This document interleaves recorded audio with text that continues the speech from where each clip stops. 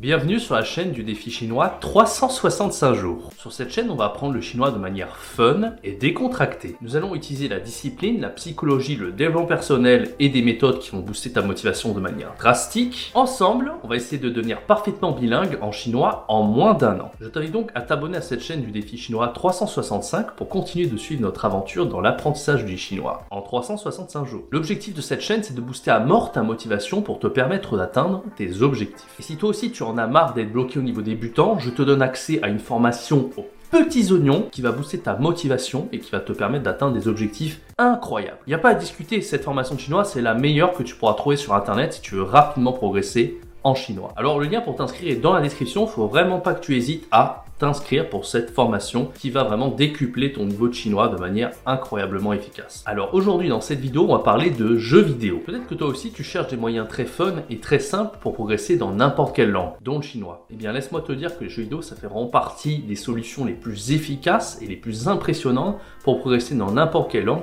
Et le chinois n'y fait pas du tout exception. Alors déjà, si tu as l'habitude de jouer à un jeu vidéo que tu connais vraiment très bien, y jouer en chinois, ça fera pas une énorme différence. Peut-être que tu connaîtras déjà par cœur les personnages, les dialogues, les voix et le scénario. Et donc, comme tu connais déjà par cœur le contenu en français, dans ta langue maternelle, eh bien, tu n'auras plus qu'à transposer ça vers le chinois et ça se fait de manière hyper intuitive. Quand tu débutes, c'est vraiment très efficace. C'est comme si tu regardais un film en chinois que tu connais déjà par cœur en français. Même si tu connais pas trop le chinois, tu vas comprendre parce que tu connais déjà par cœur à l'origine dans ta langue maternelle. Mais par rapport à un film, je pense que c'est encore plus efficace parce que là, tu seras réellement acteur de ton apprentissage. Ah ouais, parce que quand tu regardes un film, tu es purement passif. Tu te contentes de regarder et tu es prisonnier de ce que tu regardes. Alors que quand tu joues à un jeu vidéo, tu es acteur et donc tu as des résultats qui soient positifs ou négatifs. Et c'est ça qui va donner un impact émotionnel à ton apprentissage et donc tu vas beaucoup plus progresser. Alors que quand tu regardes un film, il y a beaucoup de gens qui font d'autres choses à côté qui sont pas forcément toujours concentrés et surtout ça ne te fera progresser que dans un des domaines de compétences, à savoir la compréhension orale. Alors moi, je vais prendre l'exemple d'un jeu pour lequel je suis un fan inconditionnel, ça fait maintenant 19 ans que j'y joue, c'est Warcraft 3 sur PC et Mac. L'avantage que j'ai, c'est que je connais déjà ce jeu par cœur en français et en anglais, et en 2 clics, je peux changer la langue du jeu en chinois. Et comme je connais déjà par cœur tous les dialogues et tous les personnages, ça ne demande aucun effort pour moi de jouer au jeu en chinois et de quand même progresser en compréhension orale. Et puis même si j'apprenais une autre langue que le chinois comme le danois, ça serait la même chose parce que le jeu a une identité très forte et donc les intonations des personnages d'une langue à l'autre sont exactement les mêmes. Et ça c'est quand même très pratique. Voilà, donc c'est ça que je te conseille dans un premier temps, de prendre un jeu que tu connais très bien et de l'installer en chinois si possible. Donc, Warcraft 3 c'est un jeu développé par Blizzard, mais Blizzard est aussi à l'origine de beaucoup d'autres jeux compétitifs et très populaires en Chine. Donc la plupart de ces jeux ont été traduits en chinois. Je pense notamment à Dota 2, Hearthstone ou encore Overwatch. Mais il y a aussi d'autres jeux comme League of Legends ou encore PUBG où il y a des chances que tu puisses y jouer avec des joueurs chinois et qu'ils soient traduits en chinois également. À partir du moment où tu connais très bien le jeu et où tu fais des parties très simples, et ça te demandera un minimum d'effort pour un maximum de résultats. Donc voilà, c'est très bon pour la compréhension orale. Là où ça se complique un peu, c'est quand tu connais pas bien déjà le contenu du jeu. Si tu connais l'univers du jeu et que c'est pas la première fois que tu y joues, il n'y a pas de souci. Mais si les dialogues ne te sont pas familiers et qu'il n'y a pas de tâches répétitives à réaliser dans le jeu, c'est beaucoup plus compliqué. Par exemple, si tu joues au jeu World of Warcraft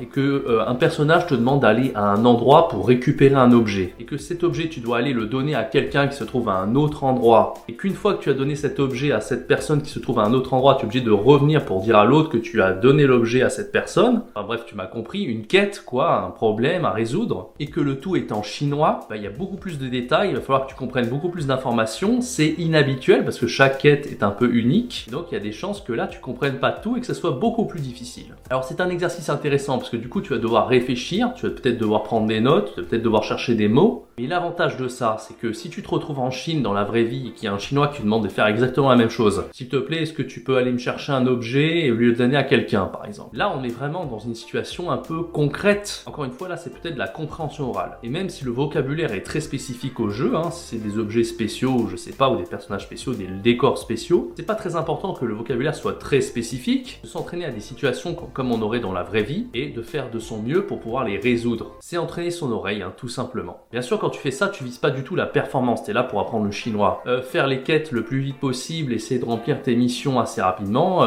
t'es pas là pour ça. Prends ton temps, va vraiment à ton rythme et le but c'est que tu comprennes un maximum les dialogues en chinois. Hein, on n'est pas, quand on était gosse, à passer tous les dialogues, là le scénario on s'en fout et on veut juste jouer au jeu. Et là bien sûr c'est le contraire que tu veux. Toi tu veux prendre ton temps, bien lire les dialogues, bien comprendre le vocabulaire, re-regarder le dialogue plusieurs fois. L'avantage quand tu as un PNG dans World of Warcraft, tu vas pouvoir lui redemander plusieurs fois, tout simplement pour mieux connaître le dialogue hein, et puis pour mieux comprendre ce qu'il te demande. Mais voilà, ce que j'aime bien aussi c'est ce côté un peu concret, parce que dans la vraie vie, si tu parles à un chinois qui te demande d'aller chercher un objet au fin fond de la forêt par exemple, en vrai si quelqu'un il te demande d'aller chercher un objet dans la forêt, c'est un peu creepy quand même. Voilà, alors hormis l'aspect compréhension orale qu'un jeu vidéo peut t'apporter pour résoudre des quêtes ou même y jouer de manière un peu automatique, l'avantage, c'est comme j'ai dit, c'est que tu es acteur. Donc déjà, même sur la compréhension orale, tu auras plus d'impact parce que c'est toi qui joues au jeu. Et là, je sais ce que tu vas me dire. Ouais, mais comment je pratique mon chinois? Comment je m'entraîne à parler? Parce que c'est bien beau d'entendre des trucs, mais moi j'ai envie de pratiquer ma production orale, bon sang. Et je trouve que ta question est plutôt pertinente, donc laisse-moi y répondre. Si tu veux pratiquer ton chinois, il va falloir essayer de trouver des jeux où il y a un maximum de chinois, bien évidemment.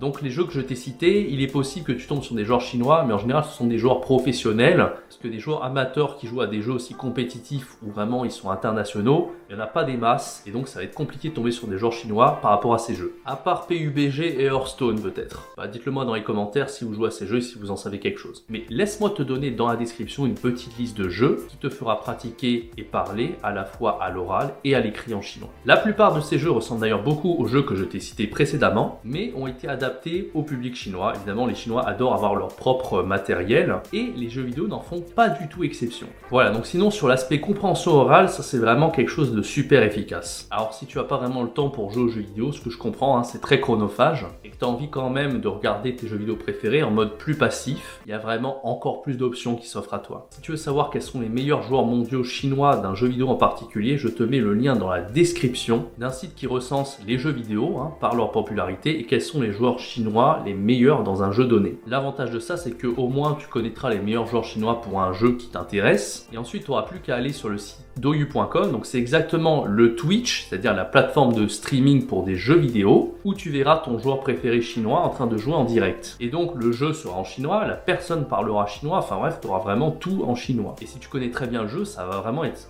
très agréable, ça va être fun et en même temps, tu vas comprendre le chinois. Alors moi, mettons, j'adore Warcraft 3, mais je ne connais pas les meilleurs joueurs mondiaux chinois du jeu. Je vais sur esportsearning.com et je regarde qui a gagné le plus de pognon dans le jeu. Et je vois les 3 meilleurs joueurs chinois, donc à savoir Infi, TH et Fly. Ensuite, mettons, je veux voir le meilleur joueur du monde chinois, donc Infi. J'ai plus qu'à aller sur douyu.com, je tape Infi dans la barre de recherche et j'ai le stream d'Infi avec les rediffusions et peut-être qu'il stream en direct avec un peu de chance. Si vraiment t'as pas vraiment d'idée et tu sais pas vraiment qui regarder, t'as plus qu'à te balader sur le site Douyu et de parcourir les jeux un petit peu, regarder un petit peu ce qui t'intéresse. Donc voilà, donc je te donne vraiment une méthode un peu passive mais assez fun pour progresser de manière très efficace en chinois. Et voilà, j'espère que cette vidéo vous aura motivé à passer à l'action, à jouer à des jeux vidéo en chinois. Il n'y a rien de plus fun et il n'y a rien de plus efficace. Moi, ça a vraiment été ce que j'ai utilisé le plus pour progresser en anglais et en allemand dans le passé. Et c'est grâce à ça que j'ai pu avoir un niveau incroyable dans les deux langues. Donc maintenant je m'y mets, je fais ça en chinois le plus possible. Si ça vous intéresse, je ferai une vidéo très prochainement où je vous montrerai comment jouer aux jeux vidéo en chinois, n'importe lequel. Donc dites-le moi dans les commentaires si vous êtes intéressé pour ce type de vidéo. En attendant, abonnez-vous à cette chaîne YouTube pour ne rien rater des prochaines vidéos du défi chinois 365 jours. Et suivez-moi sur Instagram, c'est vraiment le réseau social sur lequel je suis le plus actif. Quant à moi, je vous dis à la semaine prochaine pour une prochaine vidéo du défi chinois 365 jours. C'était Jérémy, ciao, bye bye.